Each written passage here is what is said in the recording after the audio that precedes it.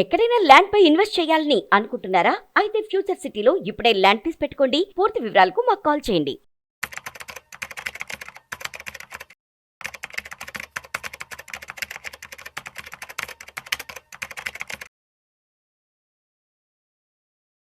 Hello నమస్తే, welcome to Suman TV. ప్రస్తుతం మనతో పాటు qualified personal finance planner Sairam గారు ఉన్నారు. వీరితో ఈరోజు కొన్ని విషయాల గురించి మనం మాట్లాడతాం. హలో అండి సాయిరామ్ గారు. నమస్తే. యా, సో ఇప్పుడు మనకి నార్మల్గా స్టాక్స్లో ఇన్వెస్ట్ చేసినప్పుడు కొన్ని స్టాక్స్ని మనం చూస్తుంటాం, మల్టీ బ్యాగర్ స్టాక్స్ అని ఉంటాయి. సో అలాగే మనకి మ్యూచువల్ ఫండ్స్లో కూడా ఏమైనా ఆప్షన్స్ ఉన్నాయి అంటే మల్టీ బ్యాగర్ ఫండ్స్ ఏమన్నా ఉన్నాయని అంటారు, అలాంటివి ఏదే? సో అసలు ఫస్ట్ మల్టీ బ్యాగర్ స్టాక్ అంటే ఏంటో చూద్దాం. ఏ స్టాక్ ప్రైస్ అయితే విత్ ఇన్ ఏ ఫ్యూ ఇయర్స్లో ఒక మల్టిపుల్ టైమ్స్ పెరుగుతుందో దాన్ని మల్టీ బ్యాగర్ స్టాక్ అంటాం. ఫర్ ఎగ్జాంపుల్ ఒక స్టాక్ ప్రైస్ డబల్ అయితే ఇంటూ 2 అయితే డబల్ అవుతుంది, ఇంటూ 3 అయితే ట్రిపుల్, 4 అయితే క్వాడ్రపుల్ అవుతుంది, 5 నుంచి ఇక బ్యాగ్ అవుతుంది, ఇక బ్యాగర్ అంటాం ఇక వాటిని. ఇక అంతకన్నా పెరిగిన వాటిని అన్నిటి ఇక మల్టీ బ్యాగర్ స్టాక్స్గా మనం పరిగణిస్తాం. ఉదాహరణకి నేను చాలామంది అంటే ఆన్లైన్లో చూస్తుంటాను, ఫలానా దాన్ని 50 రూపీస్ కొన్నాను, అది ఇప్పుడు 500 దగ్గర ట్రేడ్ అవుతుంది. సో ఐఆర్సిటీసీ చూస్తుంటే అది కూడా ఐపీఓకి వచ్చిన కొన్నేళ్లలోనే చాలా రెట్లు పెరిగిపోయింది. రైట్. సో వీటన్నిటిని మనం చూస్తే మల్టీ బ్యాగర్ స్టాక్స్గా పరిగణిస్తాం. బట్ అసలు నిజంగా మల్టీ బ్యాగర్ స్టాక్స్ ఎలా క్రియేట్ అవుతాయి? ఫస్ట్ చూస్తే కనుక స్ట్రాంగ్ ఎర్నింగ్స్ గ్రోత్ అనేది ఉండాలి. ఓకే. అంటే ఆ కంపెనీ యొక్క ప్రాఫిట్స్ అనేది వాటి పీర్స్తో కనుక కంపేర్ చేస్తే year on year, quarter on quarter increase అవుతూ ఉండాలి టర్న్ ఓవర్. యా. సో ప్రతిసారి కనుక మనం కన్సిస్టెంట్గా హై ప్రాఫిట్స్ కనుక చూస్తున్నా, హై డివిడెండ్స్ కనుక చూస్తుంటే కనుక ఆ స్టాక్కి ఎక్కువ డిమాండ్ ఏర్పడుతుంది. సో దాని ప్రైస్ అనేది ఇంకా పెరగవచ్చు. నెక్స్ట్ ఏంటంటే రెండో ఆప్షన్ ఏంటంటే స్టార్టింగ్ వాల్యుయేషన్ చాలా తక్కువతో కూడా స్టార్ట్ అవ్వచ్చు. రైట్.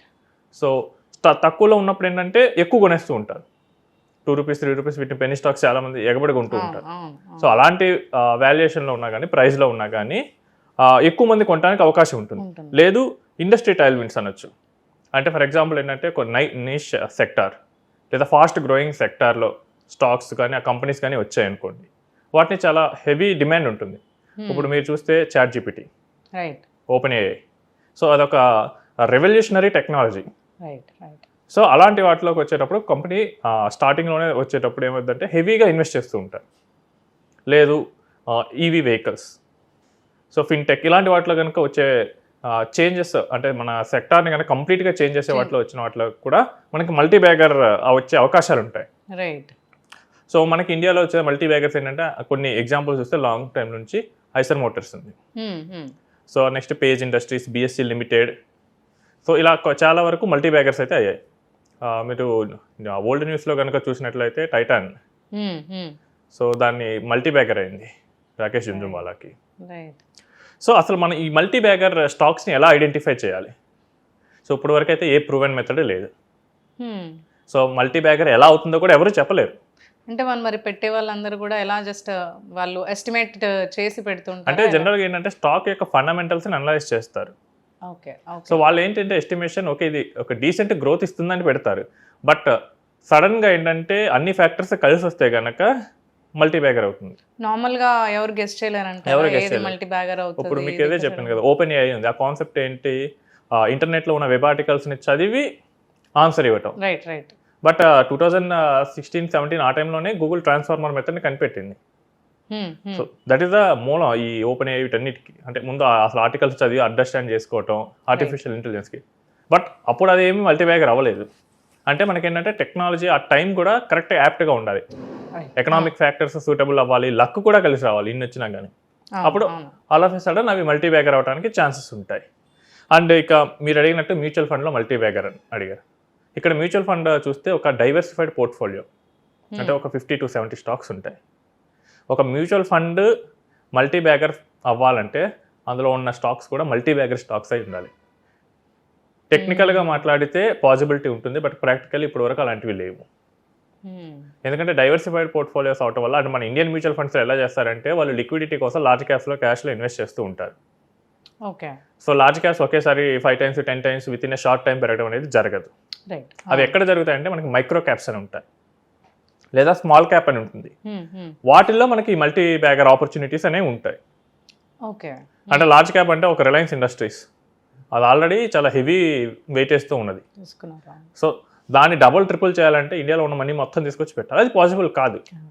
బట్ ఏదో చిన్న కంపెనీ వచ్చేసింది, ఒక 100 crores వచ్చిన కంపెనీ లేదా 50 crores కంపెనీ, దానిలో ఒకేసారి మనీని హెవీగా ఇన్ఫ్యూజ్ చేసి దాన్ని మల్టీబ్యాగర్గా పెంచవచ్చు. కానీ మనం గెస్ట్ చేయలేము ఏది ఏ కంపెనీ అలా వెళ్తోంది ఏంటి అనేది మనం చూడలేమేమో కదా. ఏ కంపెనీ వెళ్తుంది అనేది ఎవరు చూడలేరు, ఎస్టిమేట్ చేయలేరు, అసలు ఎలా లక్ వెళ్తుంది అనేది కూడా ఎవరికీ తెలియదు. సో అదంతా ప్యూర్లీ వాళ్ళకి ఆ టైంకి అవసరం వస్తుంది. సో నేను చూశాను కొన్ని మెర్జర్స్ జరుగుతూ ఉంటాయి, మెర్జర్స్ జరిగినప్పుడు ఒకేసారి స్టాక్ ప్రైజెస్ పెరుగుతాయి. ఆ మెర్జర్ ఆ టైంలో జరిగితే దానికి లాభం, ఆ టెక్నాలజీకి డిమాండ్ ఉంటాయి, లేకపోతే ఇంకా అసలు ఏం యూస్ లేనట్టే. సో పలానాది ఇలా మల్టీబ్యాగర్ ఫండ్స్ ఉంటాయి అని చెప్పి మనం ఇన్వెస్ట్ చేయడానికి అయితే లేదు, మనం పెట్టిన దాంట్లో ఏదైనా అలా పర్ఫామ్ చేస్తే అలా అవుతుంది అంతే. అంటే మ్యూచువల్ ఫండ్లో మల్టీ బ్యాగర్ అవ్వదు, కానీ వాటి మ్యూచువల్ ఫండ్లో ఎన్ఏవి అనేది మనకి లాంగ్ టర్మ్లో కాంపౌండ్ అవుతూ కొంచెం మంచి మల్టిప్లై అయితే చేయగలదు. మీకు ఉదాహరణ చూస్తే Nippon growth fund right, almost 30 years back 10 rupees ఎన్ఏవితో స్టార్ట్ అయ్యి 4,000 పైన ట్రేడ్ అవుతుంది. ఓకే ఓకే, అంటే ఇన్వెస్టర్స్ వెల్త్ని 400 times పెంచింది. నెక్స్ట్ చూస్తే ఎస్బీఐ స్మాల్ క్యాప్ లాస్ట్ 10 yearsలో 10 times పైన రిటర్న్ ఇచ్చింది. Okay, Parag Parikh flexi cap ఇది కూడా మంచి రిటర్న్ ఇచ్చింది. సో ఇవేంటంటే లాంగ్ టైంలో కనుక మనం వెళ్తూ ఉంటే మనకి ఆ కాంపౌండింగ్ ఎఫెక్ట్ వచ్చేసి మనకేంటంటే వెల్త్ని 5 to 10 times పెంచుతూ ఉంటుంది. ఓకే, ఇప్పుడు ఒక స్టోరీ చెప్తాను మేడం. సో నేను బెంగళూరు మీట్కి వెళ్ళినప్పుడు ఒక మ్యూచువల్ ఫండ్ డిస్ట్రిబ్యూటర్ తన క్లయింట్ స్టోరీ చెప్పారు. ఇది ఆల్మోస్ట్ 2008 ఆ టైంలో జరిగిందంట. ఆయనకు ఒక 30 lakhs కార్పస్ వచ్చింది, రిటైర్ అయ్యాడు. సో 30 lakhs వచ్చిందని చెప్పేసి ఏం చేయాలని చెప్పి ప్లానర్ దగ్గరికి వెళ్ళారు. సో ఆయన ఏంటంటే మ్యూచువల్ ఫండ్ సజెస్ట్ చేశాడు. ఓకే, 2008 అప్పటికి ఆర్థిక మాంద్యం వచ్చి అన్ని రేట్లు చాలా తక్కువలో ఉన్నాయి. ఆయనకి ఏంటంటే మొత్తం కాన్ఫిడెన్స్ చాలలేదు. ఓ 15 లక్షలు పెట్టి పొలం కొనుక్కున్నాడు, ఓ 15 లక్షలు పెట్టి మ్యూచువల్ ఫండ్లో ఇన్వెస్ట్ చేశాడు.